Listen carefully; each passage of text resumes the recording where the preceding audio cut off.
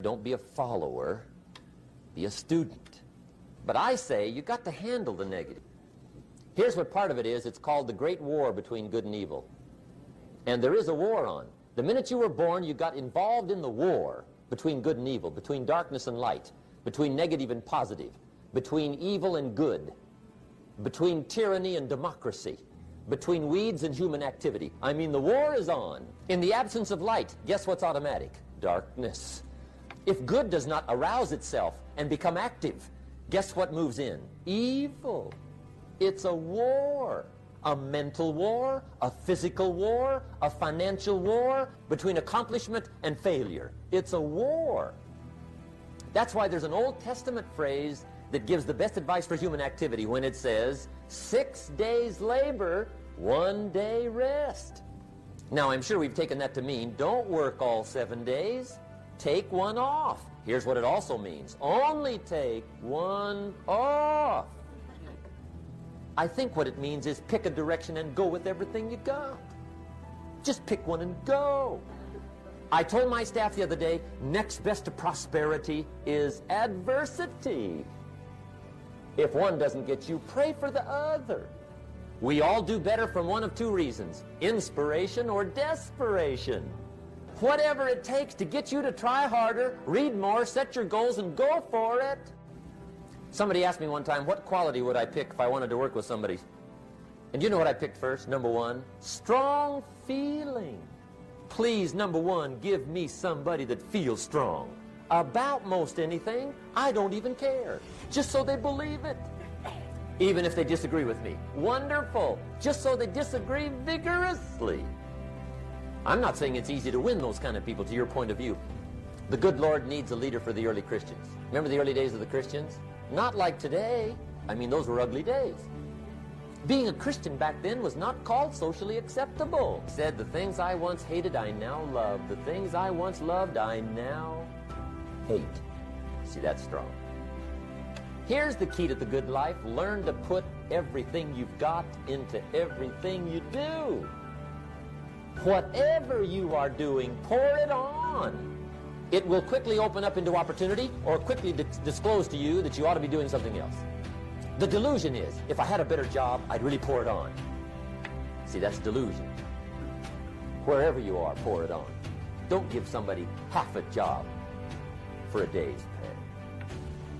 Pour it on. See, that'll help change your life. Get rid of this disease. Mental paralysis.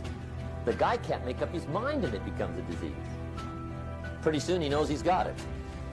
The guy says, well, I know I'm on the fence. But he says, what if I get off on the wrong side? Listen, after a while it doesn't matter. Just get off. Any side will do. A life full of adventure is a life full of many decisions. The ones that turn out to be wrong give you better experience to make better decisions. So don't see how many decisions you can get out of. See how many you can get into. That's where the adventure is. So shake off this disease, indecision. Doubt's like a plague. And one of the worst is self-doubt. There are many, but that's one of the worst. The guy doubts himself. Doubts if it'll last that long for him. Doubts if he can do that well. Doubts if he can make that much. Doubts if he can accomplish all that. A chronic, excellent self-doubter. You can imagine what damage that does to your future. So here's the key. Turn this coin over and become a believer. And there's many things to believe in. One of the majors is yourself. The understanding of self-worth is the beginning of progress. That's a devastating disease. Worry. Worry causes health problems, social problems, personal problems, family problems. It's devastating. Worry long enough, it'll drop you to your knees. Could reduce you to begging. I know how bad this one is. I used to have it bad. I used to be known as a super worrier. Not a super warrior. No, super worrier. My family wished I'd have been a warrior. I got those years to make up for. But I'll tell you what. My advice to you is do what I finally did on worry. Give it up. Who needs it? I'm not saying it's easy. I'm saying it's worth it. It took me almost 1 year to kick the worry habit, and it was not an easy year. It was one of the toughest years I ever spent, but I finally got that monkey off my back. And I discovered you could live the most incredible life free of worry. Over caution. Some people never will have much. They're too cautious. Now, you can also be too reckless, but you can also be too cautious. This is called the timid approach to life. And my caution was always the risk. Risk used to drive me right up the wall. I used to say, what if this happens? It's called the language of the poor. What if this happens? And on top of that, if this was to happen, look at the fix I'd be in. I'd better not try. I could always ace myself out. Then I'll tell you what changed my whole life when I finally discovered it's all risky. The minute you were born, it got risky. If you think trying is risky, wait till they hand you the bill for not trying. If you think investing is risky, wait till you get...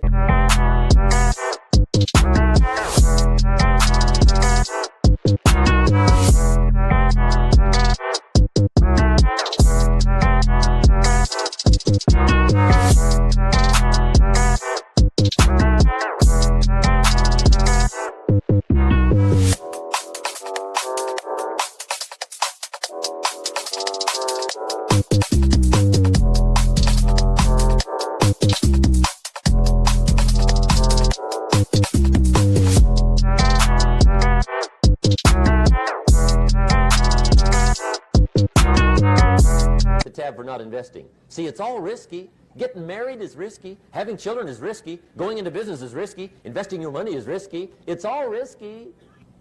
I'll tell you how risky life is. You're not going to get out alive. That's risky. The Englishman says, well, if that's the way it's going to work out, let's give it a go. Right. That's what it's for. Give it a go.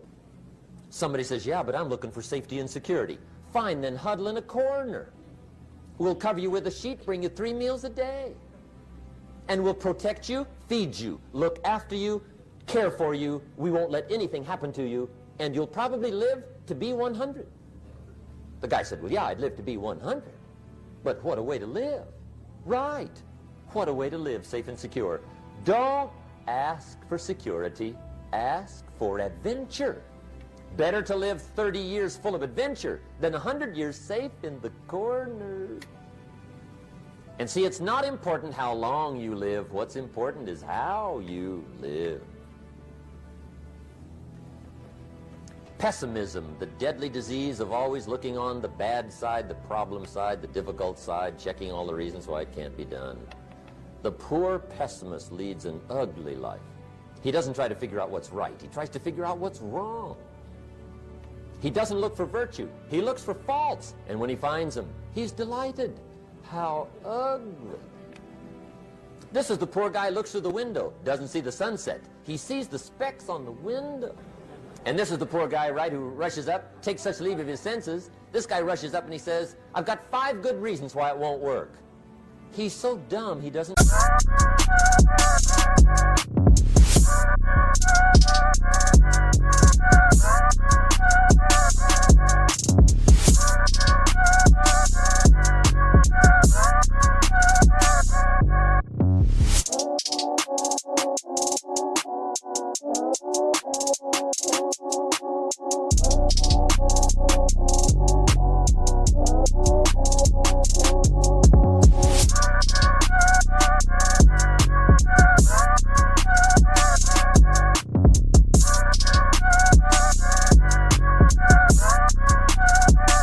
No, all he needs 1. He's got 5. To the pessimist, the glass is always half empty. To the optimist, the glass is half full. Why would the same measure affect people 2 different ways? Answer, it all depends on how you look at it. Our lives are mostly affected by the way we think things are, not the way they are. The way we think they are affects us most. Poor thinking habits keeps most people poor. Not poor working habits. Most people work hard, but they don't think hard. The mind is like a factory, a mental factory. And whatever you think about all day long pours ingredients into this mental factory. And that's what builds the economic, social, financial fabric of your life. He quoted me a Bible phrase that says, as you think, so you become. How awesome. He talked about poor thinking habits. He had me. I used to start the day reading the morning newspaper. I mean, you can believe that or not.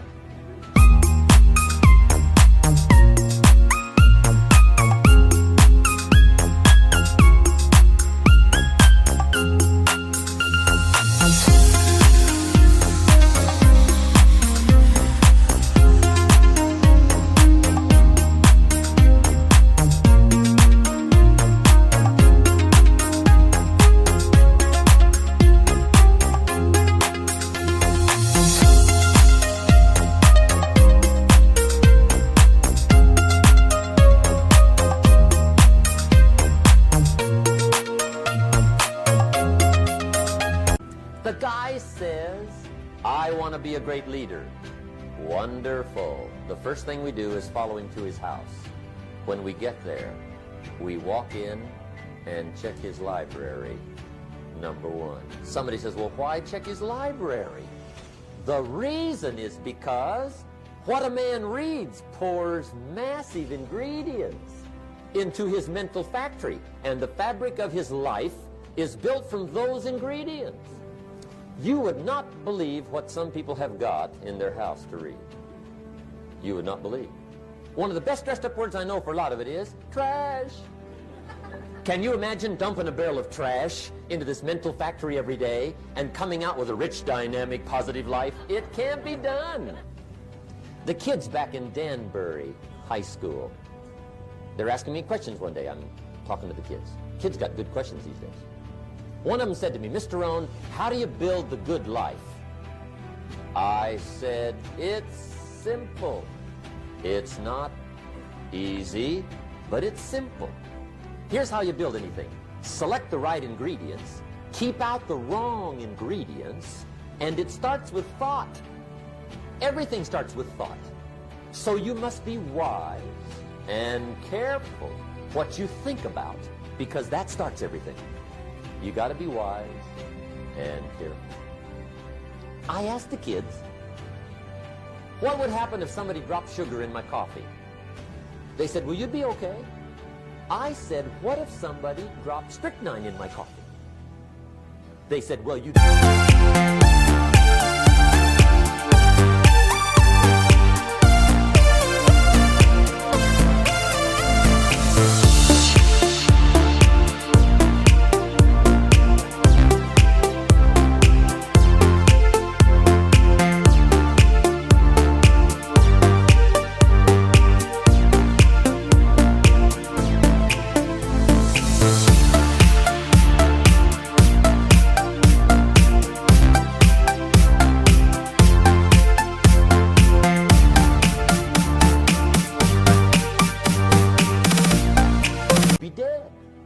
I said, correct. Lesson 1. Life is both sugar and strychnine. You gotta be careful. I said, what if my worst enemy drops in the sugar? They said, will you be okay? I said, what if my best friend, even by accident, drops in the strychnine? They said, well, you'd be dead. I said, correct. Lesson 2. Watch your coffee. You gotta be careful. See, it doesn't matter who hands you the bad stuff. It doesn't matter where you get the bad stuff. It'll still do its damage on your bank account, wherever you get it. Mr. Schoaf gave me one of the greatest phrases when I first met him, when he said, Jim, every day stand guard at the door of your mind. How important. Stand guard at the door of your mind. And you decide what goes into your mental factory. Don't let anybody just dump anything they want to in your mental factory, because you've got to live with the result.